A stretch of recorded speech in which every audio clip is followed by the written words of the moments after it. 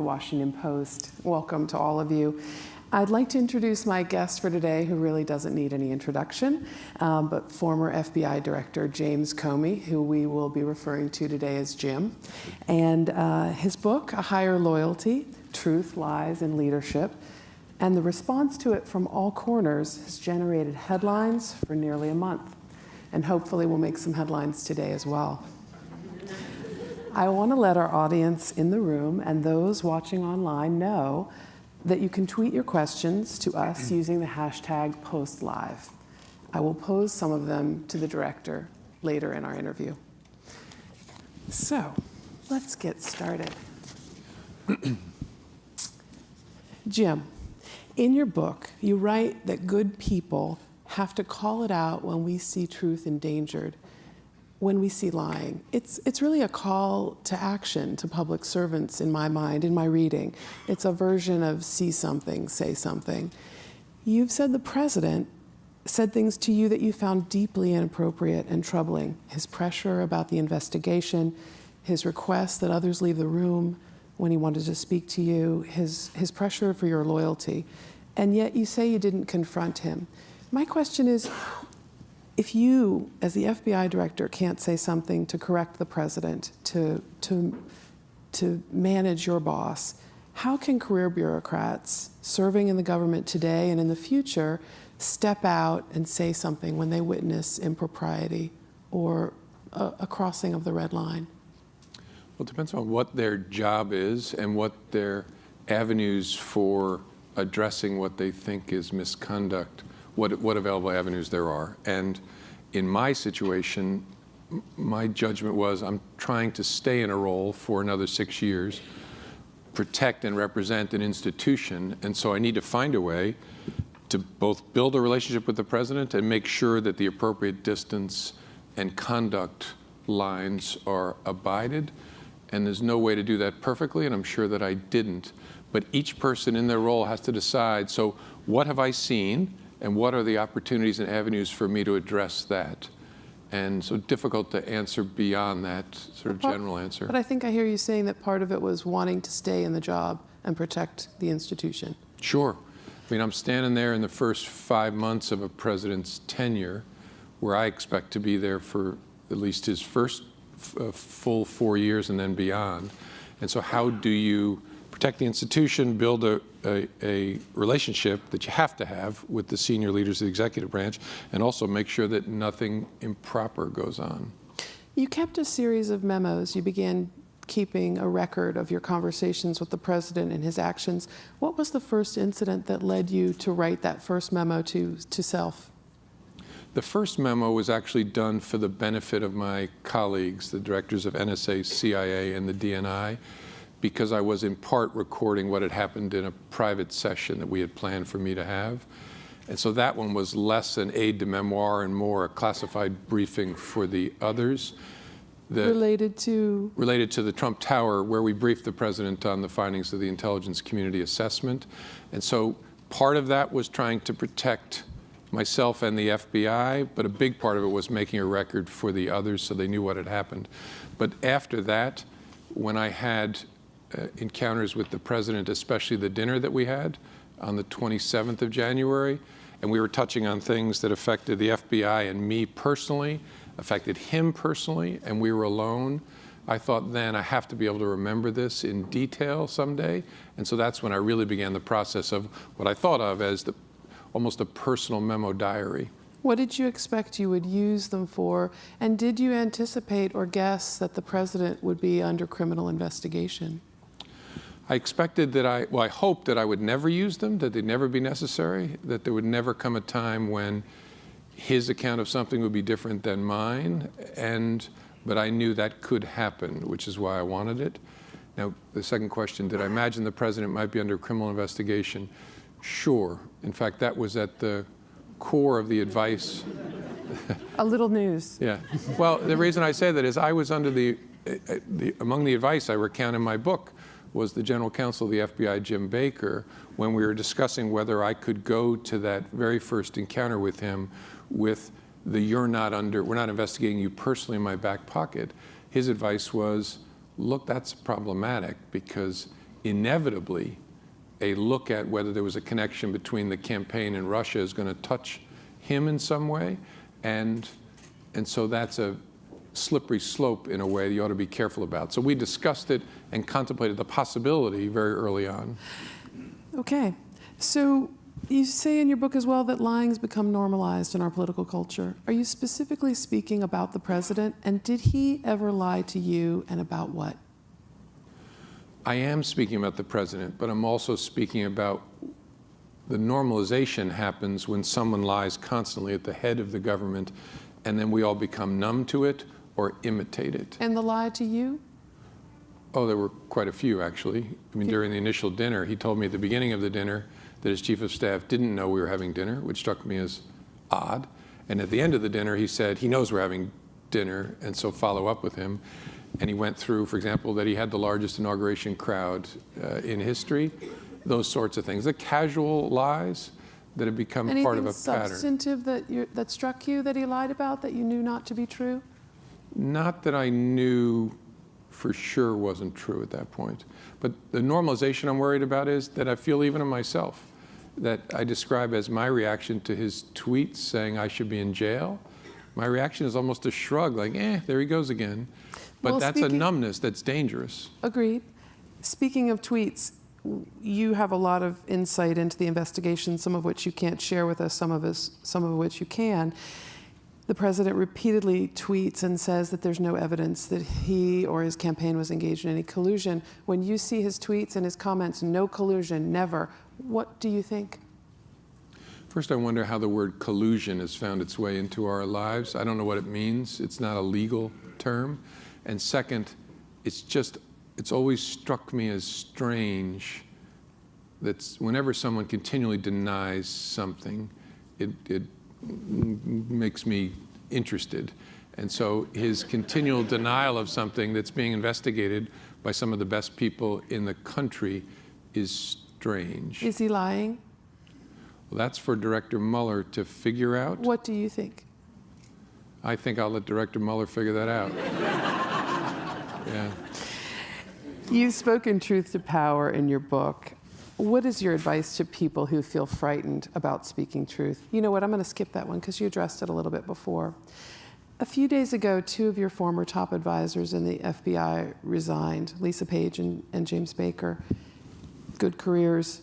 Do you know why they resigned? Only with respect to Jim. Jim was the top advisor to me. Lisa Page was a relatively junior lawyer who reported to the Deputy Attorney General. And Jim was asked to step out of the general counsel role, the new director, which is not atypical, wanted his own general counsel. And so Jim, I knew, was going to look for the next thing, and he found something he really wanted to do. He loves artificial intelligence and its application to the national security space, so he's going to focus on that at Brookings.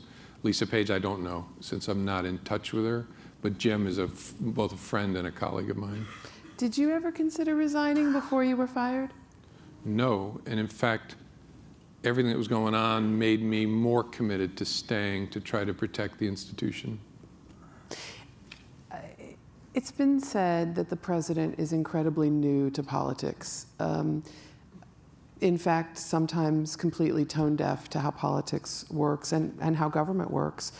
Is it possible that maybe the Department of Justice and you yourself could have given him more benefit of the doubt, more guidance, more instruction early on that could have helped him? It's possible in one sense and not possible in another. It's fair to ask, did he know the norms and traditions at the core of especially the interaction between the Justice Department and the White House? And so it's possible that we could have tried to offer more instruction. I'll come to that in a second. But given the nature of the person, he's utterly uninterested in you telling him things about how he should do his job. And so it's not possible in a practical way. I encountered this when I was first asked for loyalty at the beginning of our dinner. And before he came back to it at the end of the dinner, I tried to interject a couple times to explain how it should work. And I don't think he was particularly interested in that. Did he turn red-faced? What was your signal that this was not interesting to him? just no follow-up, like what do you mean by that, or how would that work, kind of thing. And then returning to the question of loyalty, told me that he clearly heard what I said, but didn't really care what I said. It was about this personal transactional loyalty. In your book, you also talk a little bit about what I find really interesting, the beginning of your career as a prosecutor. And you write as a young person in 1987 working for someone no other than Rudy Giuliani. I'm going to read this passage for the benefit of people who maybe don't remember this from the book or haven't read it yet. Giuliani had extraordinary confidence, and as a young prosecutor, I found his brash style exciting, which was part of what drew me to his office. I loved it that my boss was on magazine covers, standing on the courthouse steps with his hands on his hips as if he ruled the world. It fired me up. Prosecutors almost never saw the great man in person, so I was especially pumped when he stopped by my office early in my career. Rudy Giuliani recently called you a baby and other things for defending FBI agents when he described them as stormtroopers. How do you feel about America's mayor and the president's lawyer today? Have your feelings changed? I have a different sense of it than in 1987. Could you be more expansive? Well, first, the reason I tell that story is that because it's true. I was fired up and thought it was exciting to work for Rudy, and it was. It wasn't until I tried to become a leader myself that I saw some of the underside of that confidence, which was it wasn't leavened with a whole lot of humility, which is really important to being a leader, to have that balance. And so I use him almost as a counterpoint in the book and compare him to another U.S. attorney I worked for named Helen Fahey, who had this remarkable balance of confidence and humility. So my view of him as a leader changed over time, and the name calling and whatnot, and I don't know what's going on with that, honestly. I said to someone the other day, I guess the love is gone. I used to be one of his star prosecutors. It appears I'm not anymore. But I don't know what that's about. All right. Thank you. This weekend, Giuliani also said that President Trump may not sit down with Robert Mueller because you could be lying. I think his exact quote was, could Comey be lying? You're goddamn right he could be lying. I'm not going to walk into that trap. Tell me what your reaction is to that. This is a former U.S. attorney, a member of the bar, and a mentor at one point. What do you make of him saying that you're possibly lying? Actually, it doesn't hurt my feelings. I don't mean that facetiously. Of course, everybody could be lying. And so the question you have to ask yourself is, so what do I make of this person and their account? Is it consistent over time? Was it contemporaneously recorded? What is their track record? All the things that help you evaluate whether a person is telling the truth. But I'm also not sure of the intersection between an assessment of me and a decision about whether to sit down with a special prosecutor. I don't quite follow that. I'm going to switch for a moment to the Hillary Clinton probe. I was hoping you would. It's still riveting to many in our democracy. Yeah. Secretary Clinton's decision to set up an email server in her home for official business has infuriated her fans and her detractors. Many agreed it was a self-inflicted wound that only increased the perception that she viewed herself as above the law, above the rules. What do you think were the factors in government and in the political culture that allowed someone to do something that was so beyond the rules? That's a really good question. And I don't know, because we didn't investigate her leadership style, but to me it at least raises the prospect that she hadn't created a culture around herself as a leader where people would tell her when she's full of it. And it's really important as a leader to do that. And so I've often wondered, so why didn't anyone around her say, hey, knock that off. You can't do that, boss. That's crazy. In your investigation, was there anyone who tried to counsel her not to do this? Not that I'm aware of. And were there a lot of enablers in your investigation? I don't think it's fair to say enablers, but I didn't see any indication of the kind of leadership culture that I really hope and try to create around myself, where people tell me when I'm full of crap, and didn't see any indication of that, and would have expected to, frankly, if it was a healthy leadership culture around that person. But again, the problem in her situation was not that her email, instead of being on Gmail or on AOL, her email, or on the State Department's unclassed system, was on her own domain. That really wasn't the problem. The problem was that she was using that unclassed system to talk about stuff that shouldn't be talked about on an unclassed system. True, and not preserving government records as required. But right, but that wasn't the focus of the criminal investigation. The criminal investigation was about was classified information mishandled. Absolutely. So, were you or your FBI agents ever warned or provided information that suggested that foreign governments, particularly China, had access to her emails? It was a serious concern of ours for reasons I can't get into, but we never found the evidence, the technical indicators that there was penetration by an adversary of that system. Were you warned by FBI employees or agents, investigators, that there were indicia that China was reading her emails? No. There were reasons, again, that I can't get into here, that we were concerned that it might have happened, but we couldn't find the trail that established that any foreign adversary had gotten into her server. There were indications on the periphery of the people she was in contact with, but we couldn't track it to the server itself. Okay.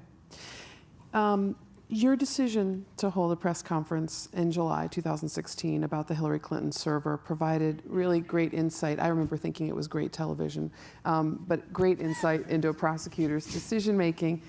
It also disappointed many Justice Department officials, alumni, people who think of you well, because you did not follow the rule that a prosecutor only speaks, the general rule that a prosecutor only speaks to their charges. You explained Clinton had been extremely careless, but would not be charged for her use of this email system. Why did you decide to hold that press conference? What was the single most important reason? Because the credibility of the institution turned upon the American people having confidence that the work was done independently and competently, and that the best way, not the only way, the best way to achieve, to maintain that credibility would be with transparency, which is, you said, I agree with you totally. The normal rule is you don't talk on an investigation that closes without charges, except when the interests of justice require it, which the Department of Justice has long done when it really matters. Ferguson, it really mattered to explain why there was no case there against the officer who had killed Michael Brown. The Tea Party targeting, alleged targeting by the IRS, it really mattered to assure people with great detail of why there was no case there. And to my mind, this was that kind of case. What made this different is not that, because I think the announcement itself is contemplated by the policy. It's that I'd never heard of the FBI director doing it separate from the Attorney General. And that was the other big consideration, is that the normal in that situation would have been the Attorney General making the announcement I made. And for reasons that I've talked about a lot, and people may be sick of hearing, I thought it really important to try to protect the institution by separating from the Attorney General.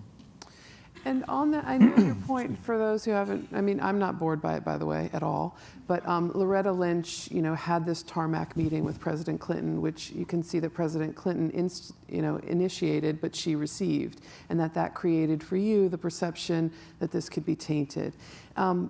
Did you ever, I think your answer to this is no, did you ever confront or alert Loretta Lynch to your concern about this perception about her meeting? No. Before I even saw her, as this controversy started to explode that last week of June, she made a public announcement that surprised me, saying that she would not step aside, but would accept my recommendation and that of the career prosecutors. And so it was at that point I thought, I love her, I've known her a long time, I've got to step away from her if the American people are going to believe that this was done as it was, in an independent way, in a competent way. So at that point, it didn't make any sense. She's made a public announcement, I'm not going to step aside. I don't know what good it would do at that point to go to my boss and say, you've stuck me here. Do you think, in hindsight, you wish you'd talked to her at all? That's a great question. I think in hindsight, it's probably too late. I wish we'd had an opportunity to talk before she announced she was not going to recuse herself, because we might have lived a different future if she had stepped out and Sally Yates, who I also had a great relationship with, had become the acting attorney general, because I could imagine myself standing next to Sally and having Sally make the announcement. I don't think any of that would make a difference for any of us in terms of what happened in October. We were going to get stuck because of Anthony Weiner in October regardless, but it might have played out differently in terms of how we announced it if I'd had a chance to really sit down with her before she said I wouldn't recuse herself. She won't recuse herself. This question will seem harsh, but I know you can take it. Earlier you talked about the importance of humility. In this instance and in others, you place your decision-making above the Attorney General, above the President. What should people watching you think about your level of humility, that your decision-making is superior? It's not a tough, I mean, it's an appropriate question. I don't think it's unduly tough and really a reasonable question. I hope what they'll do is look at how the decisions were made and why. And that I don't think a fair-minded person, if you stare at that, can come away thinking this was about me being the star of this show somehow. First, the decisions were made by a big group of smart people fighting about it, and that the decisions were made because of the institutional interests that were implicated by the situations we found ourselves in. And I knew how much this was going to suck for me. I mean, if anybody thinks this was a way to shine your own apple, you're out of your mind. But we really felt like if we believe in the values we talk about, then this is the way we have to do it. But it's a totally fair question. The Washington Post reported, we're going to get to October now. Woo, another instance that So you glad. loved. The Washington Post reported that you first learned about the information on Anthony Weiner's laptop, new Clinton emails, in late September, early October. This was confirmed with some of your top people. And yet it wasn't until October 28th, dangerously close to the election for any prosecutor, when you decided to disclose this in a letter to Congress. You said your reasoning for disclosing these emails was because you thought concealment was disaster, too important to keep this under wraps. How did that news about the new Clinton emails not set off alarm bells in late September, early October for you? Yeah, I don't know exactly, and because I can't remember clearly how it was first mentioned to me. I think it was the first week of October, somebody said something that there might be a connection between Anthony Weiner and the Clinton emails. And I think the reason I don't remember it clearly is, how could that possibly be, right? Anthony Weiner, it's a sex case. How could that have anything to do with Hillary Clinton? And so I just don't remember focusing on it. And I'm sure I assumed that if it means something, someone will come and tell me about it. And so if I had indexed on it, and then they came and told me about it in great detail on the 27th of October, if I'd indexed on it the way I did on the 27th, the first week of October, I'm sure I would have reacted in a similar way, which is we've got to understand what this is. But I don't remember knowing about it and in that level of detail. And I don't know exactly why. One of the things I write in the book is, because I can't go back and interview my former colleagues at the FBI, and I'm hoping the Inspector General will lay all this out. What was going on during those few weeks? Why did it take from the beginning of October to the 27th of October to sit down with the director and say, look, here's what we have? I just don't know the answer to that. During this time period, there were press inquiries. There were rumors that agents were going to leak this information because they felt that the agency wasn't moving to reopen it or wasn't moving in the weeks before the election. How much of a pressure point was that for you or your deputies? I don't remember that being a pressure point at all. Like, you would think it would cut the other way, it would make things move faster. And I do remember that last full week of October, like Rudy Giuliani in particular on TV saying something was coming. I had no idea what he was talking about. And that makes sense, because I think he said that on the 26th of October. It's the 27th when I get briefed on it. And I still don't know to this day whether he was actually getting information from inside the FBI. But the prospect of a leak was actually not a factor in the decision I made on the 28th to notify Congress. Loretta Lynch and I subsequently had a conversation about that, where she said, would they feel better if it leaked on the 4th of November? But it wasn't the reason that I made the decision. You asked Loretta if she'd feel better if it leaked on November 4th? No, she asked me. because we've known each other a long time, she was consoling me on the morning of October 31st and gave me a hug, which is awkward when you're hugging a giraffe, but she gave me a hug, which is a wonderful thing, and I think she could tell I needed it. And then she said, would they feel better if it leaked on November the 4th? And I said, exactly, Loretta. And I think what she was saying to me was, your decision actually wasn't that important, right? Because had you not told Congress that we'd gotten a search warrant, somebody would have told somebody, and it would have come out later on. A sealed search warrant? Yes. Okay.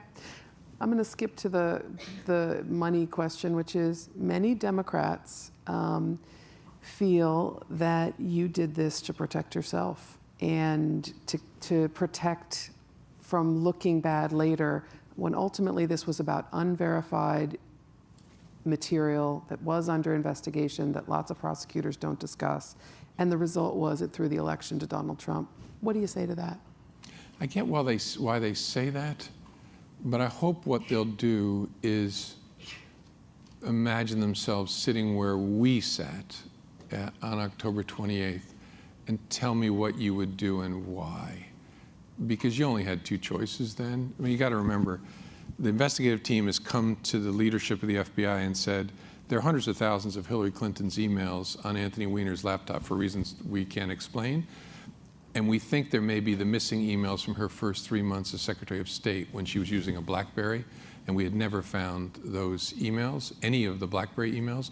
And so if there was ever going to be evidence that she knew and had been told, don't do this, it would likely be there.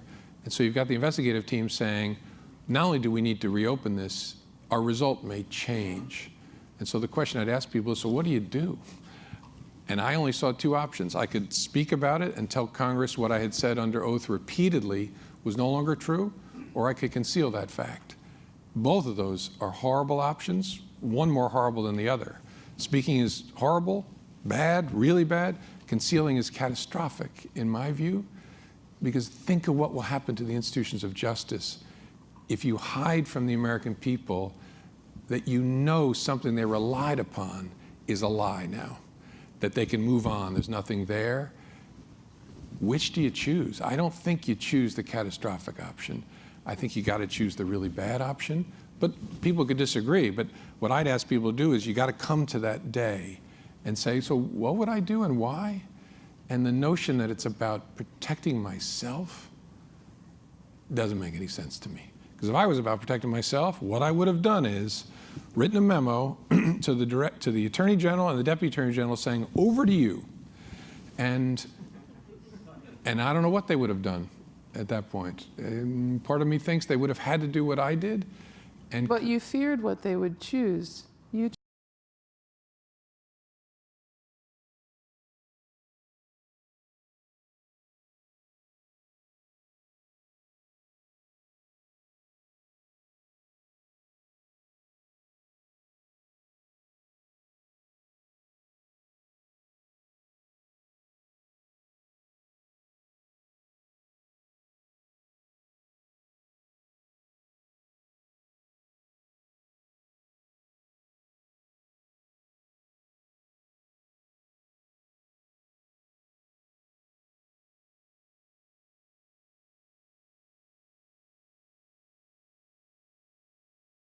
to act in its interests.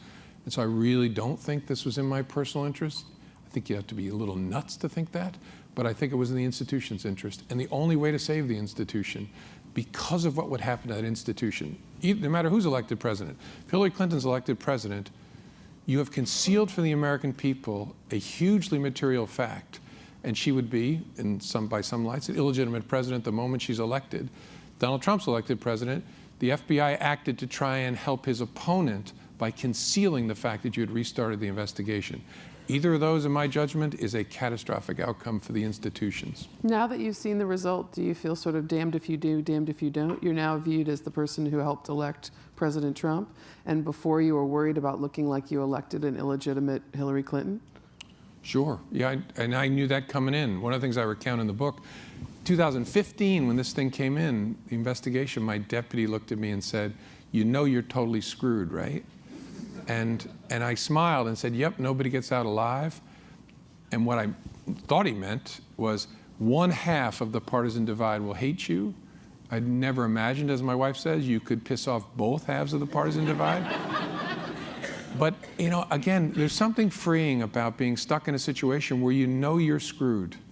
And it sort of relieves you of that. Okay, we have a lot of questions, Go man. ahead. Actually, you I'm happy to get off of being screwed. No, you teed one of them up very nicely, but we'll get to it in a second. You talked about smart people fighting. That's essentially your consiglieres.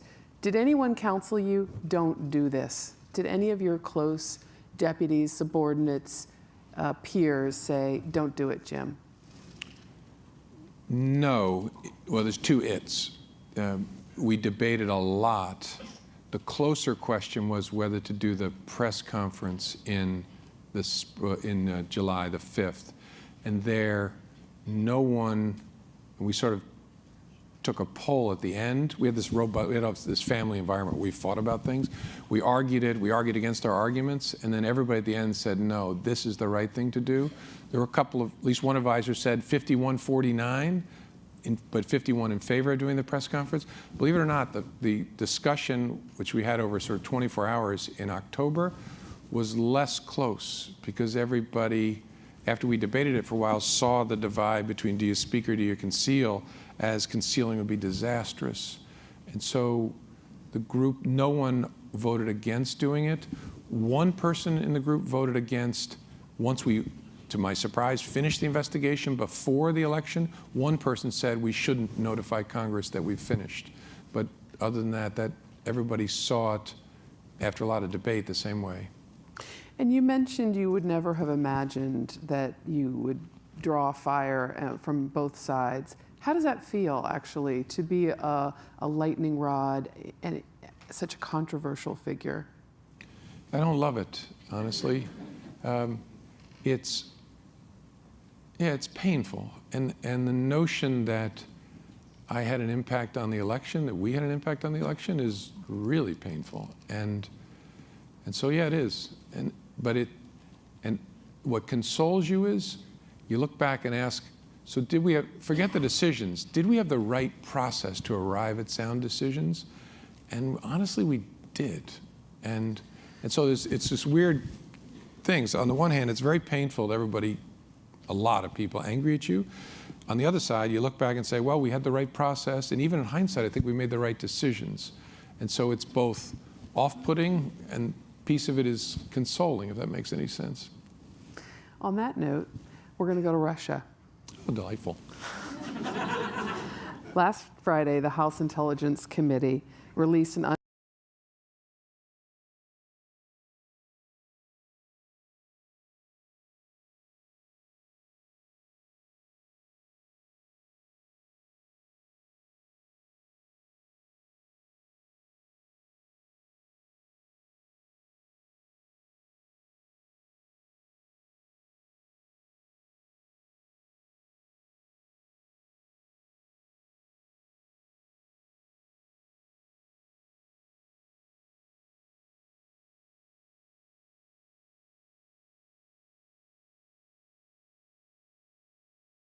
Accused or not testified falsely. I don't know where that's coming from. really. That was never my sense, never the sense of the agents who interviewed him. Okay. Did the Justice Department misstep in any way by prosecuting Michael Flynn because he appeared to be saying to people, hey, I don't remember it exactly, go look at the tape? It shows sort of a lack of intent to lie if he said such a thing. He pled guilty and allocuted, which means explain to the court why I'm guilty. And I did this knowing it was wrong. I mean, many of you ever sat in a court and listened to what's called a Rule 11 colloquy, where the judge makes sure that you're guilty? People ought to get that transcript. This will sound funny coming from a federal court reporter, or an old court reporter, but is it possible to plead guilty to something that's the lesser charge when you're implicated in maybe some other things that are more worrisome? And that lesser charge isn't something that you actually believe you're guilty of? Is it possible? Sure, it's possible. Yeah, but, I mean, so I can't say it never happens, but it strikes me as a very, very, very, very unlikely prospect here. Okay. Last week, the federal, and everyone, this is right out of the news, the federal judge overseeing the case on Paul Manafort, the former campaign chairman for Donald Trump's campaign, suggested that Robert Mueller, the special counsel, and his team were only interested in going after Trump so they could gain information to ultimately write a report recommending impeaching the president. Do you think that's the case? I guess I find that very, very, very hard to believe. And I don't know how a federal judge could possibly know enough about an investigation, given that federal judges aren't involved in investigations at all, to offer a view like that. So let me break that sentence in part a second. Do you think it's accurate, knowing as you do how to prosecute a case so well, that the real goal here is to squeeze Paul Manafort to cooperate in the probe, and that there's not really great interest in his bank fraud as much as there is in cooperating with Robert Mueller? Impossible for me to say from the outside. There's all kinds of goals, and they're not inconsistent in criminal investigation and prosecution. You obviously want to bring wrongdoers to account, but if possible, let's say you're working a corporate fraud case, you want to get the chief financial officer if he's been involved in criminal wrongdoing, but you also would like to know what the truth is from him about others in the company. And so they're not inconsistent goals. And I would hope every prosecutor, when they prosecute a defendant, wants to know, does he know things that could bring other people to account? Do you, although you emphasize you don't know, do you expect that this will end with impeachment proceedings? I don't know. I really don't. And I hope that the president and those around him will let Bob Mueller and his people find the truth. I don't know what the truth will be. I mean, it may sound strange coming from me.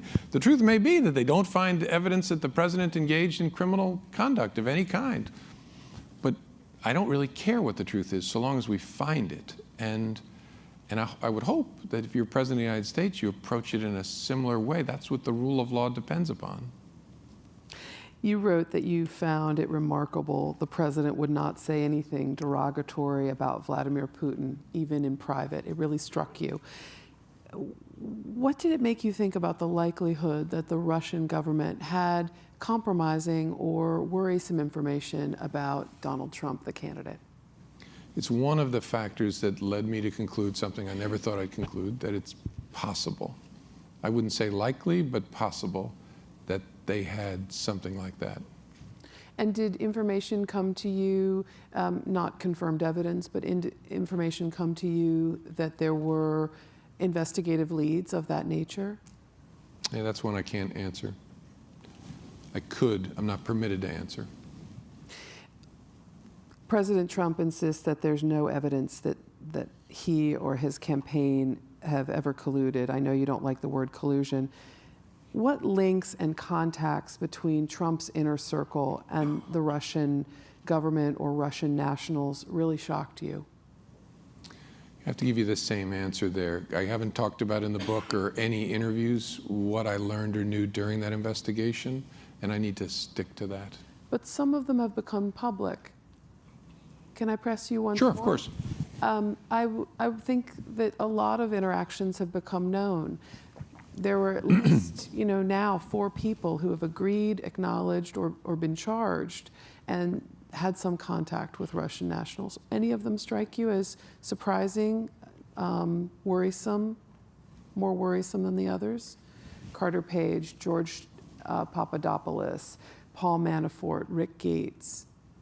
Maybe the only one I'll comment on, because it is public, is the Papadopoulos encounter, because it's also public now that was the predication for the opening of the FBI's investigation, when the FBI learned in late July from an allied government that Papadopoulos had been in contact with a Russian cutout, a Russian representative, to discuss obtaining dirt the Russians had on Hillary Clinton.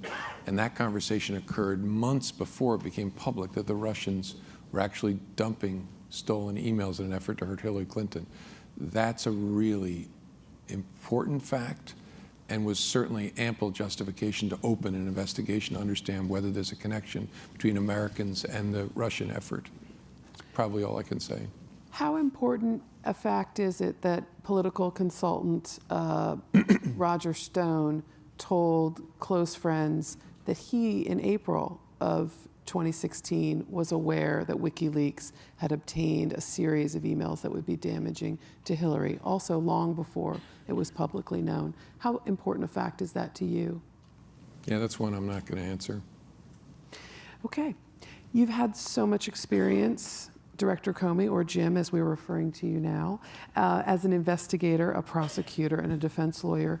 If you were the president's lawyer right now, which I'm sure it would be hard for you to imagine, but if you were his lawyer right now, what would you advise him to do? And I don't just mean tell the truth. I don't know what my advice would be, and I ought not to offer any. Anytime you're representing a client, you have to consider what's the prospect that they won't tell the truth, the whole truth, and nothing but the truth in an interview with federal investigators. And again, it doesn't matter whether you're under oath or not. If you lie to federal investigators, that's a separate offense. So you have to weigh that consideration against other considerations, like what is your job? Right? You're the CEO of a public company. Are you in a place where you really can refuse to cooperate with the SEC, for example, if they're looking at your company? And what are the collateral consequences of that? Let me try another way. Is he the kind of client, knowing him as you do and having as much interaction as you have, that you would recommend he sit down with Robert Mueller? You'd have to be very thoughtful about that, given that your client is not somebody, well, is somebody who lies a lot. And so you'd have to, that doesn't mean you don't do it. And I actually believe, as an American, it's very important that the president cooperate with an appropriate, lawful, disciplined federal investigation that touches on things of which he has material knowledge. But you'd have to, as the lawyer, be very thoughtful about that and prepare your client to understand that this is one you cannot BS your way through. You must tell the truth.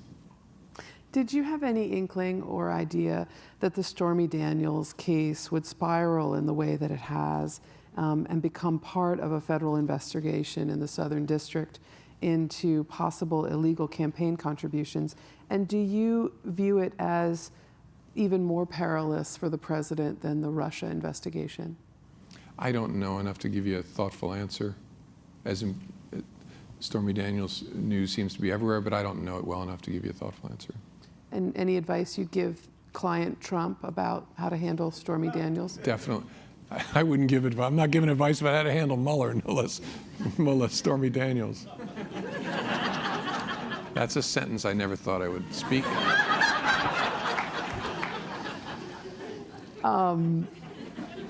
All kinds of firsts in our lives. Some you can laugh about. We have talked a lot about lying, and I'm going to ask you a question. Is there anything you feel that you weren't completely honest about in the course of this, not this interview, in the course of this experience, the Clinton administration, the Clinton investigation and the Trump administration? Is there anything you feel you've left out? No. Okay. No, and look, as I write in the book, I've lied at times in my life. I guess we all do, in some respects. I lie less because I no longer have to go to Capitol Hill and say, Senator, it's good to be with you. But no. I don't want to leave the Russia investigation, but I better get to this in my 1 minute. The Department of Justice's Inspector General has been looking deeply into the handling of the Clinton email investigation and some other matters, and is poised to issue a report, and already has issued some materials that have cast a cloud on your deputy, that have raised questions about political bias among some of your aides. How have you felt about those revelations about the agency, the internal talk about Donald Trump that was extremely disparaging, and the unpleasant attention they brought to the purity of the FBI, or the purity you say the FBI upholds? Both terrible and great. Terrible in the sense that it's incredibly painful to see people exhibiting appalling judgment, criticizing, first of all, having an affair, using FBI devices to communicate, and in the course of communicating, bad-mouthing not just Donald Trump, but everybody, as near as I can tell. And so that's really bad. And part of the terrible is painful. The part about Andy McCabe has been painful, and because I like him very much. But the great part is that's what an institution looks like that cares about the truth, that cares about accountability. And just to put it on the spectrum, you feel he made a grave mistake? Who, Andy? I'm not the judge in his case, but it certainly looks from the IG report like he's a good person, did something that was not only a mistake, but was wrong. And that's what it looks like, though, when an institution cares about the truth. You investigate and you hold people accountable. I don't know what the IG is going to say about me. I'm confident they'll say I've told the truth, but they may criticize me. Okay, that's what I encourage that investigation because I want an independent watchdog to look at the hardest decisions we've made. That's great. It's been said that you, in your most recent interview with the Inspector General, that you were not tickled by some of the questions they posed to you. How did you feel about that most recent interview with the IG? I don't remember. An IG interview is a little bit like your annual physical or your visit to the dentist, so you're never tickled, but I don't remember. I don't remember seeing news accounts of that. I don't remember being put off by any of their questions. And how do you feel that they'll treat you in their report? I don't know in terms of the results. I'm highly confident that with respect to the handling of my memos, that there's no significant issue there of any kind. With respect to how I made my decisions in the Clinton case, I think they'll find they were made thoughtfully and deliberately. Whether they agree with them, whether they agree with the view that it was a 500-year flood and we made decisions in the best interest of the institution or not, I don't know. They might bang me for decisions and have a different view of it. But what I care about is the process, and I respect that process a great deal.